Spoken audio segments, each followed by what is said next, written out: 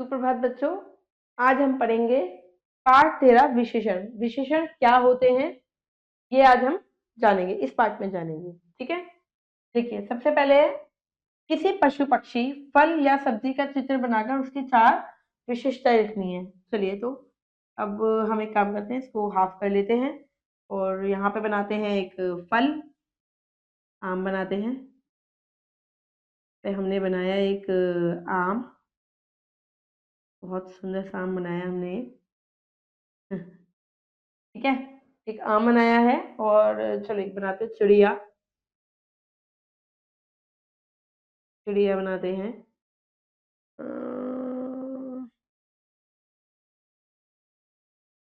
ठीक है, मुझे तो ऐसी आती है चिड़िया बनानी। ठीक है, तो अब हम दोनों के बारे में दो दो विशेषता लिखते हैं। चलो ठीक है, आम। आम की विशेषता क्या है? आम बहुत कैसा होता है? आम मीठा होता है, बहुत मीठा होता है। आम क्या होता है? बहुत मीठा होता है, पूर्ण विराम से। और आम बहुत स्वादिष्ट भी होता है। आम बहुत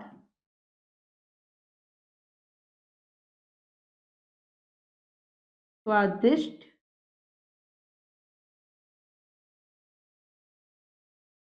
होता है। आम के बारे में हमने दो विशेषता लिख दी कि आम बहुत मीठा होता है। मीठा क्या है? इसकी आम की विशेषता है।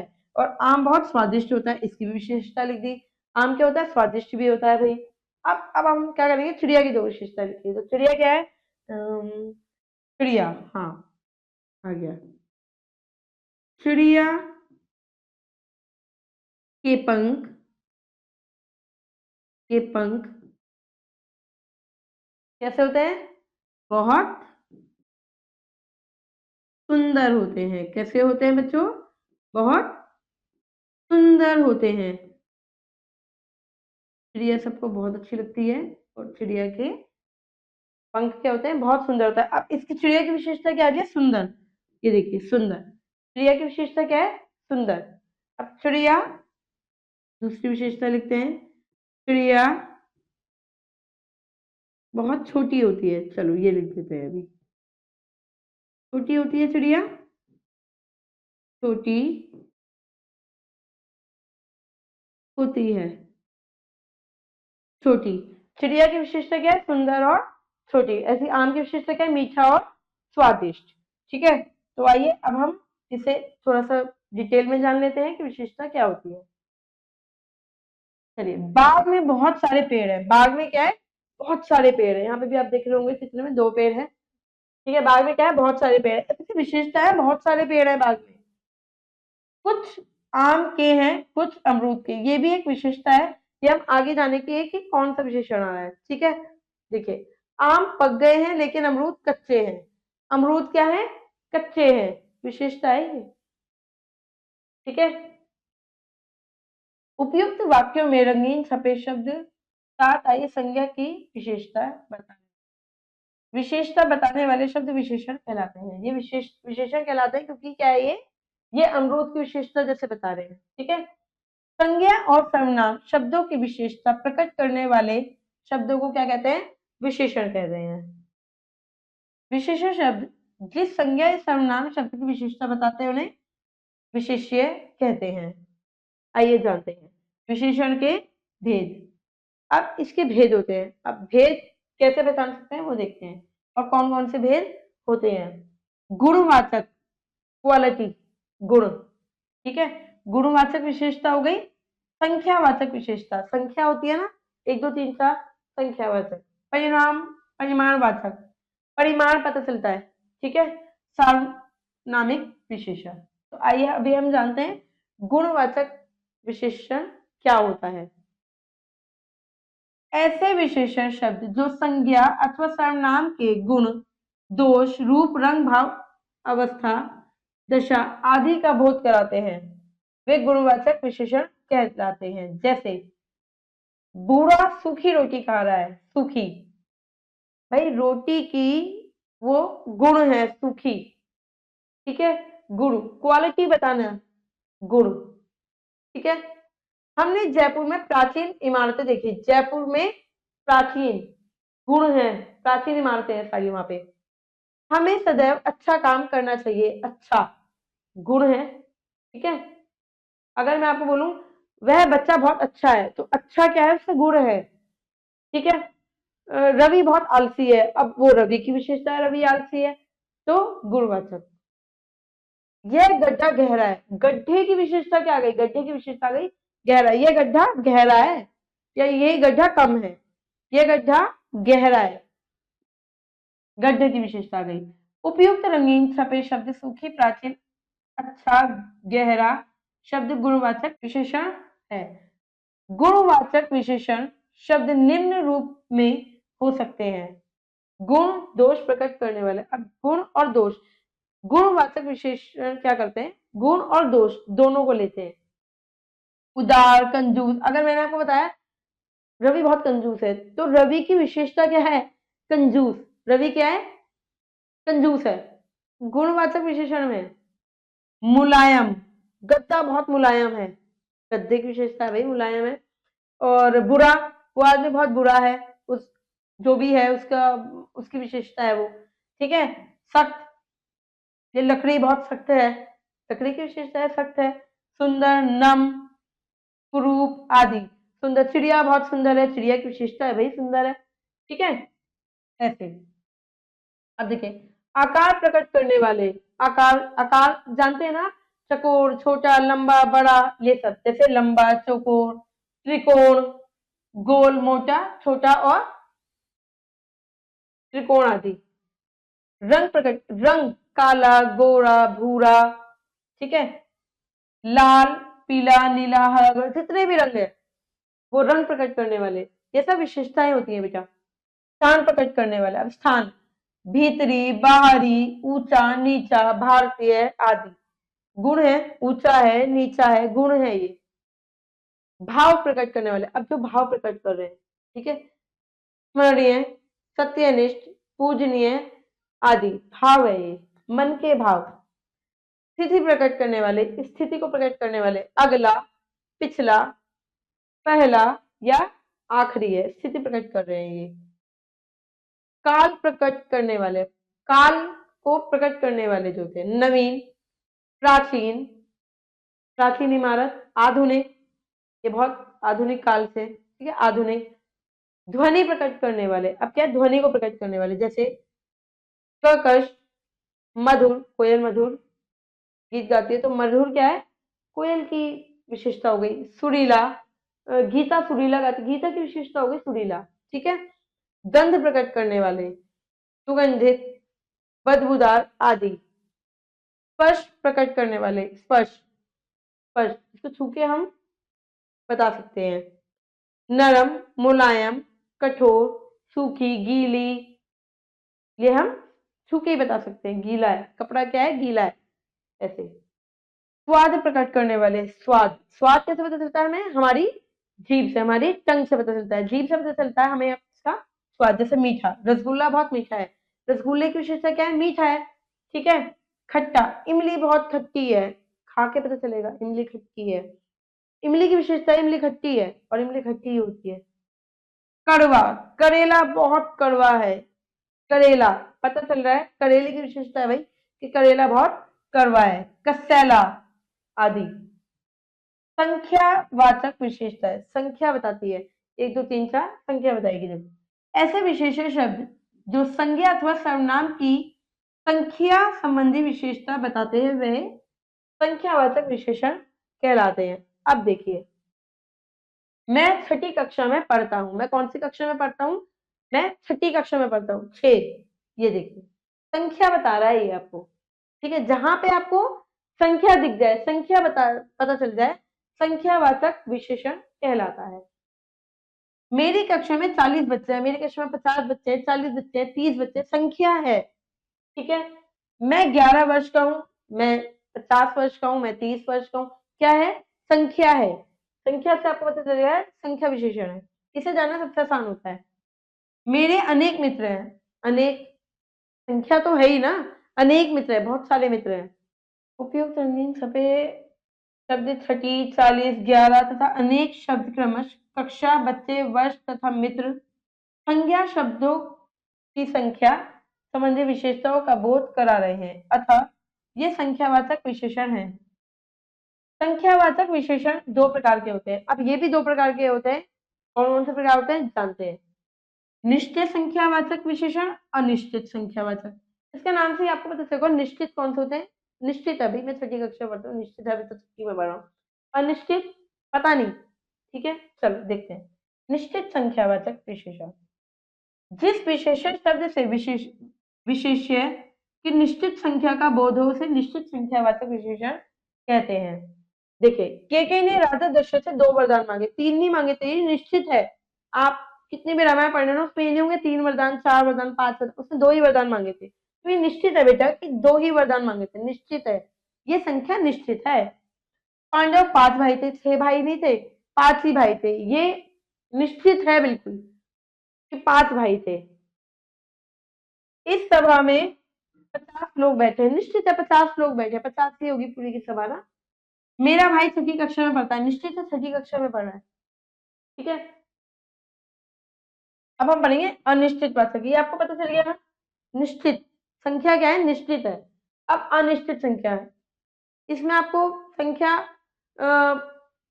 तो आएगी पर इसमें निश्चित नहीं होगी संख्या। देखते हैं, जिस विशेषण शब्द से विशेष्य की निश्चित संख्या का बोध नहीं होता है अनिश्चित संख्यावाचक विशेषण कहलाते हैं। जैसे आसमान में अनेक तारे हैं, आसमान में आप बता ही नहीं सकते बेटा कि कितने तारे हैं। 50, 100, 1000, 2000, करोड़ नहीं बता सकते, तो क्या है, अनिश्चित है। अनेक अनेक लगा दे, अनेक तारे भी नहीं गिन सकते हम तारों को। ठीक है, अब देखिए, घर पर कुछ मेहमान आए हैं, कुछ, 1 आया, 2 आया, 3 आया, 4, नहीं बता हमें, तो हमने लगा दिया घर पर कुछ मेहमान आए हुए हैं, कुछ अनिश्चित है। थाली में थोड़े लड्डू रखे हैं, अब लड्डू हमने गिने नहीं है, काउंट नहीं करे, गिने तो है ही नहीं, कुछ लड्डू रखे हैं। ठीक है, या थोड़े लड्डू रखे हैं। मैंने जन्मदिन पर कई मित्रों को बुलाया है, संख्या नहीं है पर्टिकुलर कि कितने बच्चों को, कितने मित्रों को मैंने बुलाया, 6 को बुलाया, 8 को बुलाया, 10 को बुलाया, मैंने बुलाया कई मित्र, संख्या पता ही नहीं है, अनिश्चित है ये। ठीक है बेटा, उपयुक्त रंगीन छपे शब्द अनेक, कुछ, थोड़े तथा कई शब्द वाक्यों में आए तारे, मेहमान, लड्डू तथा मित्रों की निश्चित संख्या की जानकारी नहीं दे रहे हैं, अतः ये अनिश्चित संख्यावाचक विशेषण है। अब करते हैं परिमाणवाचक। परिमाणवाचक विशेषण, ऐसे विशेषण शब्द जो संज्ञा अथवा सर्वनाम की माप तौल संबंधी विशेषता बताते हैं, माप तौल बताते हैं, ये परिणामवाचक विशेषण कहलाते हैं। जैसे मुझे 4 किलो दाल दे दो, 4 किलो परिमाणवाचक विशेषण, 4 किलो नाप तोल बताते हैं। ठीक है, आज 2 लीटर दूध मंगा लो, कहता है नाप तोल के देता है ना, 2 लीटर, 3 लीटर, 4 लीटर ऐसे।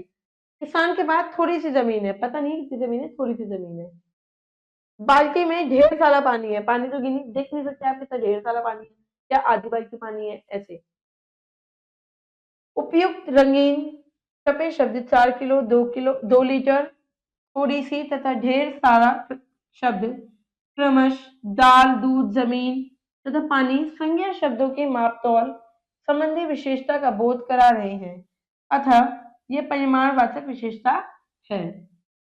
परिमाणवाचक विशेषता दो प्रकार के होते हैं। अब ये भी दो प्रकार के होते हैं, कैसे, निश्चित परिमाणवाचक और अनिश्चित परिमाणवाचक। नाम से ही पता चला निश्चित, जो निश्चित है। देखिए, निश्चित परिमाणवाचक, जिस विशेषण शब्द से विषय की निश्चित मापतोल संबंधी विशेषता का बोध हो उसे निश्चित परिमाणवाचक विशेषण कहते हैं। जैसे निश्चित होगा, देखो ये मैंने 5 बीघा जमीन खरीदी है, ये जमीन खरीद ली है और 5 बीघा जमीन खरीदी है, वो 6 नहीं हो सकती, 7 नहीं हो सकती, 8 नहीं हो सकती, क्योंकि मैं खरीद चुकी 5 बीघा जमीन। ठीक है, कल 50 किलो गेहूं मंगवा लेना, निश्चित आ रहा है बेटा इसमें कि 50 किलो ही मंगवाने हैं आपको, 60, 70, 80 कुछ नहीं, 40 नहीं, 50 किलो गेहूं मंगवाने। मेरी कमीज 2 मीटर कपड़े से बनती है, मेरी कमीज 2 मीटर कपड़े से बनती है, पता है उसे 2 मीटर ही कपड़ा लगेगा मेरी कमीज में, ना कम लगेगा ना ज्यादा लगेगा, तो वो क्या करेगा, 2 मीटर कपड़ा ही लेकर आएगा। मैं 2 लीटर दूध पी चुका हूँ। अब जब वो पी चुका, तो ये तो निश्चित है कि 2 लीटर ही पिया होगा उसने, उसे पता है 2 लीटर की बाल्टी है, 2 लीटर पी गया होगा। अब हम करेंगे अनिश्चित परिमाणवाचक विशेषता। अनिश्चित, निश्चित नहीं है। जिस विशेषण शब्द से विषय की निश्चित मापतौल संबंधी विशेषता का बोध न हो, उसे अनिश्चित परिमाणवाचक विशेषता कहते हैं। निश्चित नहीं है। देखो, जमीन पर कितना पानी बिखरा हुआ है, पानी बिखर गया, तो बेटा आप कैसे जानोगे कितना है, नहीं जान सकते हम उसको। तो कितना पानी निश्चित तो नहीं है ना, इसलिए ये क्या हो गया, अनिश्चित में चला गया। मुझे थोड़ा सा आटा दे दो, उसने बताया नहीं कितना आटा चाहिए, 5 किलो, 2 किलो, 1 किलो, थोड़ा सा आटा दे दो, ठीक है। चाय में सारा दूध डाल दो, अब जितना दूध है डाल दो, पता नहीं है कितना दूध है, पर सारा दूध डाल दो, अनिश्चित है। सब्जी में बहुत तेल है, अब तेल कैसे नापोगे, मजा आ रहा है, अनिश्चित है। सार्वनामिक विशेषण, अब हम करेंगे सार्वनामिक विशेषण क्या होते हैं। तो आइए जानते हैं अब हम सर्वनामिक विशेषण के बारे में। जब सर्वनाम शब्द संज्ञा शब्दों के स्थान पर न आकर बल्कि उसके साथ आकर उसकी ओर संकेत करते हैं या उनकी विशेषता बताते हैं, तो वो सार्वनामिक विशेषण कहलाते हैं। देखो, वह लड़की बहुत मधुर गाती है, वह लड़की बहुत मधुर गाती है। यह विद्यालय मेरा है, क्या कह रहा है, यह विद्यालय मेरा है। ये देखो, वह और यह संज्ञा और सर्वनाम, समझ आ रहा है। वह क्या है, सर्वनाम, और ये क्या है, संज्ञा। ये भी संज्ञा आ गई, ये सर्वनाम आ गया, समझ आ गया। सर्वनामिक विशेषण कहलाते हैं। संख्यावाचक और परिमाणवाचक विशेषण में अंतर, ये तो आपको समझ में आ गया हो। संख्यावाचक और परिमाणवाचक में क्या होता है, परिमाणवाचक नापतोल, और संख्यावाचक क्या हो गई, 1 2 3 4, ये देखिए। चलिए आइए जानते हैं। संख्यावाचक विशेषण में संज्ञा अथवा सर्वनाम की निश्चित अनिश्चित संख्या गिनी जा सकती है, जबकि परिमाणवाचक विशेषण में संज्ञा अथवा सर्वनाम को निश्चित अनिश्चित तौर पर मापा तोला नहीं जा सकता है। संख्यावाचक विशेषण में संख्या क्या होती है, महत्वपूर्ण होती है। वह परिमाणवाचक विशेषण में वजन अथवा मात्रा, जैसे दादाजी 4 दिन बाद लौटे, भाई निश्चित है बेटा, संख्या दी है और निश्चित है, वो 4 दिन बाद लौटे हैं, ठीक है। मैं मसूरी से 5 दिन बाद लौटी हूँ, निश्चित है मैं 5 दिन बाद लौटी हूँ, ठीक है। तो ये कौन सी होगी, निश्चित संख्यावाचक हो गई, ठीक है। आप देखिए, पेड़ पर बहुत सारे अमरूद हैं, अनिश्चित है, बहुत सारे, पता नहीं है कितने हैं, गिन थोड़ी लेंगे इतने सारे पेड़ों को, अनिश्चित संख्यावाचक है, अनिश्चित संख्यावाचक है। माँ ने सूट के लिए 4 मीटर कपड़ा खरीदा, निश्चित है 4 मीटर कपड़ा खरीदा है, पता है उसे कि मैंने 4 लीटर कपड़ा खरीदा है भाई, 4 मीटर कपड़ा खरीदा। इतना भोजन पकाने के लिए कई लीटर तेल चाहिए, पता नहीं है कि कितना लीटर हमें तेल चाहिए, पर कई लीटर चाहिए, अनिश्चित हो गया। समझ में आया बेटा आपको, ये क्या है, ये आ गया आपकी संख्या, और ये आ गए आपके परिमाण, नाप तोल वाले, समझ आए, ये अंतर है इसमें। अब हम करेंगे सर्वनाम और सर्वनामिक विशेषण में अंतर क्या है। सर्वनाम और सर्वनामिक विशेषण में देखिए, जो संज्ञा के स्थान पर आते हैं वे सर्वनाम कहलाते हैं, जबकि ऐसे सर्वनाम शब्द जो संज्ञा से पहले लगाकर विशेषण का कार्य करते हैं, संज्ञा से पहले आ जाएंगे। ये सार्वनामिक में क्या आएगा, संज्ञा आएगी उससे पहले ही आ जाएंगे, संज्ञा भी आएगी और वो भी आएगी। देखिएगा, यह फूल है, सर्वनाम है, यह फूल है, वे पढ़ रहे हैं, सर्वनाम, ठीक है, सिंपल। यह फूल सुंदर है, सार्वनामिक विशेषण है, यह फूल क्या है, सुंदर है, समझ में आ रहा है। देखिए इसमें क्या है बेटा, इसमें विशेषण भी आ रही है, विशेषता भी बता रहा है। वे छात्र पढ़ रहे हैं, क्रिया भी आ रही है और सर्वनाम भी आ गया, सार्वनामिक विशेषण। ठीक है, क्रिया भी आ गई है इसमें। विशेषणों की तुलना और उनकी अवस्थाएं, विशेषणों की तुलना और उनकी अवस्थाएं। तुलना की दृष्टि से विशेषणों की तीन अवस्थाएं होती है। कितनी अवस्थाएं होती है? तीन अवस्थाएं होती है। कौन कौन सी? मूलावस्था, मूलावस्था, अवस्थाएं। देखते हैं, चलो। मूलावस्था, इसमें केवल एक व्यक्ति, वस्तु या स्थान की विशेषता बताई जाती है। जैसे रेणु का गायन बहुत सुंदर है, इसमें एक ही वस्तु, व्यक्ति, वस्तु अथवा स्थान की विशेषता बताई जाती है। ये हो गई व्यक्ति, ये हो गई इसकी विशेषता। ठीक है, कि रेणु का जो गायन है वो क्या है? बहुत मधुर है। ठीक है, अब उत्तरावस्था, इसमें एक व्यक्ति, वस्तु या स्थान को दूसरे व्यक्ति, वस्तु या स्थान से अधिक अथवा कम बताया जा सकता है। जैसे रेणु का गायन दीपिका से मधुरतर है। देखो, मूलावस्था में क्या होती है? अपने लिए, वो रेणु के लिए बोल रही है कि रेणु का गायन मधुर है। पर उत्तरावस्था में क्या होती है? रेणु का जो कंपैरिजन है, मतलब कि रेणु की तुलना दीपिका से कर दी, दीपिका से मधुर है भाई। समझ में आ रहा है? उत्तरावस्था में क्या करा इन्होंने? रेणु को दीपिका से तुलना कर दी, से भी मधुर है। ठीक है, अब तीसरा आ गया उत्तमावस्था। उत्तमावस्था में क्या है? इसमें दो या दो से अधिक में तुलना करके एक को सबसे अधिक या सबसे कम बताया जाता है। जैसे रेणु का गायन सब लड़कियों में मधुर था। अब इसमें क्या करा? इसमें सबसे कंपैरिजन कर दिया इन्होंने, सबसे ही तुलना कर दी रेणु की। देखो, आप मूल अवस्था में क्या है? सिर्फ रेणु को दिया गया, रेणु को कहा गया, पर उत्तरावस्था में क्या करा? रेणु को एक बच्चे से तुलना कर दी। ठीक है, दीपिका से तुलना कर दी। पर उत्तमावस्था में क्या करा? सबसे ही तुलना कर दी कि सबसे सुंदर है रेणु का गायन। समझ आया बेटा आपको? आशा करती हूँ आपको समझ में आ रहा होगा। विशेषण की तुलनात्मक अवस्थाएं इस तालिका में देखिए। अब देखिए, मधुर हो गया मूल अवस्था एक, मधुतर और मधुरतम। कोमल मूल अवस्था, उत्तरावस्था कोमलतर, कोमलतम। मूल अवस्था हो गई श्रेष्ठ, उत्तरावस्था हो गई श्रेष्ठतर, उत्तमावस्था हो गई श्रेष्ठतम। ऐसे इधर भी देखिए, मूलावस्था हो गई सरल, उत्तरावस्था हो गई सरलतर और उत्तमावस्था हो गई सरलतम।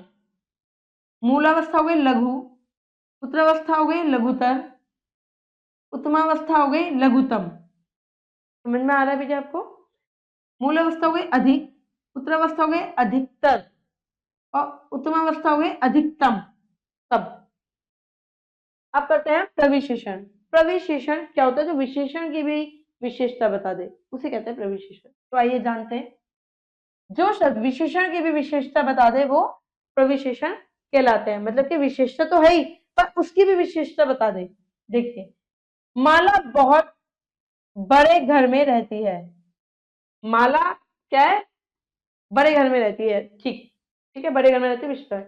पर बहुत बहुत बड़े घर में रहती है, बड़े घर की भी विशेषता है, बहुत बड़े घर में। ठीक है, गहरा हरा रंग मुझे बहुत पसंद है। अब अगर मैं कह दूं हरा रंग मुझे बहुत पसंद है, ठीक है, विशेषता है हरा रंग पसंद है, ठीक है, पर गहरा, इधर क्या मैंने दिखा दिया? गहरा, इधर मैंने दिखा दिया गहरा, तो ये प्रविशेषण है, विशेषण की भी विशेषता बता रहा है। हमें सबसे बड़ी सीढ़ी पर जाना चाहिए। हमें क्या करना चाहिए? सबसे बड़ी सीढ़ी पर। अगर मैं आपको बोल दूं हमें सीढ़ी पे जाना चाहिए, मैंने क्या बोला? हमें सबसे बड़ी सीढ़ी पे जाना चाहिए, सबसे। प्रविशेषण विशेषण की भी विशेषता बता रहा है। विशेषणों की रचना, अब हम रचना जानते हैं। विशेषण दो रूपों में होते हैं, मूल विशेषण, उपसर्ग तथा प्रत्यय के योग से बनने वाले विशेषण। ठीक है, मूल विशेषण शब्द क्या होते हैं? अब हम जानेंगे मूल विशेषण शब्द। कुछ शब्द मूलतः विशेषण शब्द होते हैं, जैसे काला, मोटा, बड़ा, मीठा, कड़वा आदि। मूल विशेषण है ये, काला, मोटा, मीठा, कड़वा बड़ा आदि। अब उपसर्ग तथा प्रत्यय के योग से बनने वाले विशेषण, उपसर्ग और प्रत्यय से बनने वाले ये विशेषण शब्द मूल शब्द में उपसर्ग या प्रत्यय लगाकर बनाए जाते हैं। इन्हें व्युत्पन्न विशेषण भी कहते हैं। विशेषण की रचना 4 प्रकार से होती है। विशेषणों की रचना कितने प्रकार से होती है बेटा? 4 प्रकार से। देखो, संज्ञा से होती है, सर्वनाम से होती है, क्रिया से होती है, अव्यय से होती है। ठीक है, अब हम जानेंगे। देखो, संज्ञा से विशेषण की रचना। संज्ञा से विशेषण की रचना। संज्ञा क्या है? राष्ट्र। विशेषण क्या है? राष्ट्रीय। संज्ञा है देश, विशेषण है देशी। संज्ञा है भूख, विशेषण क्या जा रहा है? भूखा। संज्ञा है भारत, विशेषण क्या है? भारतीय। संज्ञा है पंजाब और विशेषण क्या है? पंजाबी। संज्ञा है रोग और विशेषण है रोगी। संज्ञा है पूजा, विशेषण है पूजनीय। संज्ञा है दया और विशेषण है दयालु। इधर देखिए, संज्ञा है आलस, संज्ञा है आलस, विशेषण है आलसी। यह लड़का बहुत आलसी है, विशेषण है उस बच्चे की आलसी। वश, संज्ञा है वश और वार्षिक है विशेषण। हत्या, संज्ञा हत्यारा, विशेषण। कृपा, संज्ञा कृपालु, विशेषण। अब आइए सर्वनाम से विशेषण की रचना। सर्वनाम से विशेषण की रचना करेंगे कैसे? सर्वनाम आ गया तुम, क्या आप सबको पता है। अब विशेषण आ गया तुम्हारा। तुम, तुम्हारा। मैं, मेरा। आप, आपका। विशेषण आ गया। सर्वनाम क्या है? वह, वैसा। यह, ऐसा। हम, हमसा। इधर देखिए, कौन, सर्वनाम है कौन और विशेषण है कैसा। सर्वनाम है ये कौन है और विशेषण क्या है? कैसा। ये कैसा है? फल कैसा है। सर्वनाम आ गया जो, विशेषण आ गया जैसा। अब क्रिया से देखते हैं हम, क्रिया से विशेषण की रचना देखते हैं। सजाना, क्रिया क्या है? सजाना। क्रिया क्या है? सजाना। पर विशेषण क्या जाएगी? सजावट। क्रिया है मरना, विशेषण क्या जाएगा? विशेषण क्या जाएगा? मरियल। क्रिया है खाना, विशेषण है खाऊ। समझ आ रहा है आपको? क्रिया है पढ़ना, विशेषण है पढ़ाकू। क्रिया है भागना, विशेषण है भगोड़ा। टिकना, क्रिया है टिकना, एक जगह टिकना, विशेषण है टिकाऊ, टिकाऊ। क्रिया है झगड़ना, विशेषण है झगड़ालू। वो लड़की बहुत झगड़ालू है, विशेषण है उस लड़की की, विशेषता बता रहा है। तैरना, क्रिया हो गई, विशेषण क्या हो गई? तैराक।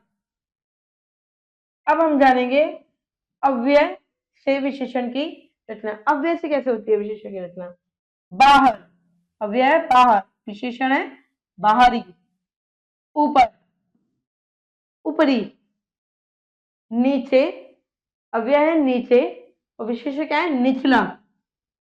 अव्यय है आगे और विशेषण क्या है? अगला। अव्यय है भीतर, विशेषण क्या जा रहा है? भीतरी। अव्यय है पीछे और विशेषण क्या जा रहा है? पिछला। अब हम जानेंगे पाठ का सार। जो शब्द संज्ञा सर्वनाम की विशेषता बताते हैं उन्हें विशेषण कहते हैं, ये सब आपको पता है। विशेषण के 4 भेद होते हैं: गुणवाचक, संख्यावाचक, परिमाणवाचक, सर्वनामिक वाचक विशेषण। ये अब आपको पता चल गया होगा कैसे पहचान सकते हैं।